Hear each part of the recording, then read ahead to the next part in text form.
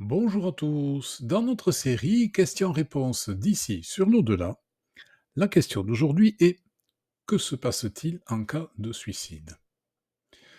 C'est une question très grave, et pour y répondre, nous allons nous appuyer sur les explications données par les esprits dans les ouvrages de base codifiés par Alan Kardec, mais aussi sur les témoignages toujours poignants des suicidés eux-mêmes.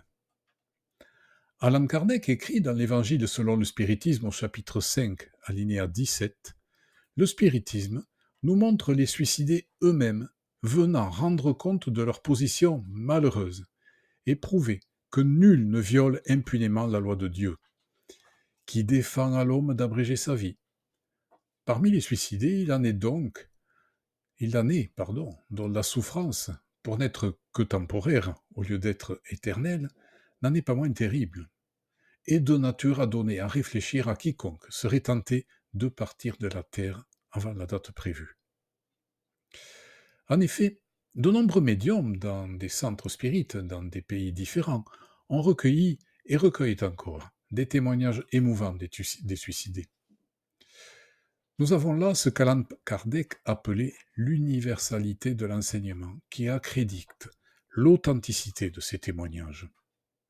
Le remords, le regret de leurs gestes sont immenses, et nombreux sont ceux qui demandent aux médiums de diffuser largement leurs récits pour que d'autres ne commettent pas la même erreur qu'eux et ne traversent pas les mêmes angoisses par les mêmes souffrances.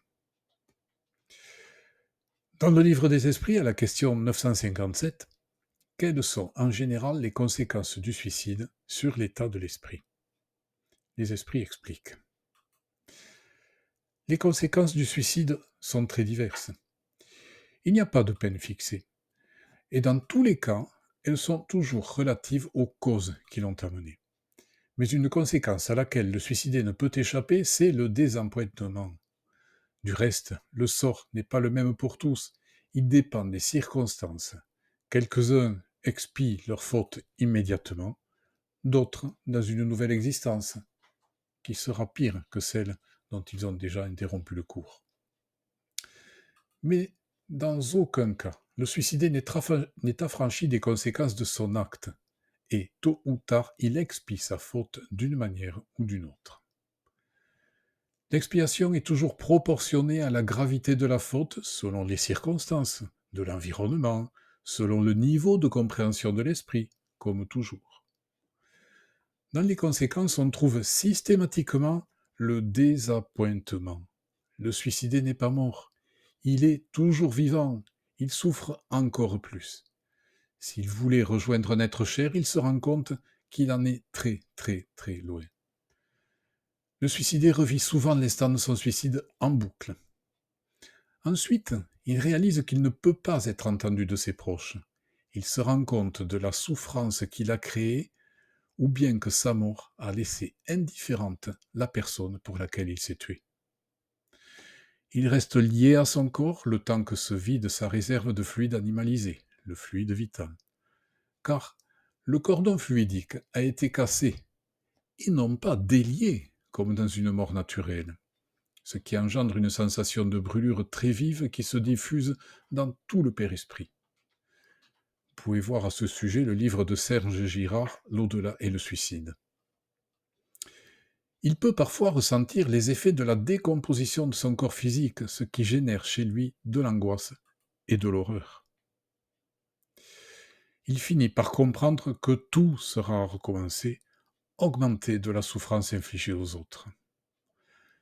Les problèmes venant du suicide sont à l'origine de réincarnations marquées par de graves handicaps mentaux ou physiques. Cette thérapie sert à inhiber le libre arbitre, empêchant l'individu de se tuer une nouvelle fois. Comme l'ont dit les esprits dans l'Évangile selon le spiritisme au chapitre 5 alinéa 16, la propagation des idées matérialistes est le poison qui inocule chez un grand nombre de personnes la pensée du suicide, et ceux qui s'en font les apôtres assument sur eux une terrible responsabilité. Que nous ayons une croyance ou pas, il est important de prier pour les suicidés, de leur adresser des pensées de réconfort, de soutien, de courage, et également de prier pour les familles des suicidés, pour les aider à déculpabiliser, les aider à pardonner à ceux qui les ont quittés si brutalement. Et comme les esprits nous le disent, aimez-vous les uns les autres est le premier enseignement, instruisez-vous est le second. À bientôt pour une nouvelle question-réponse d'ici sur l'au-delà.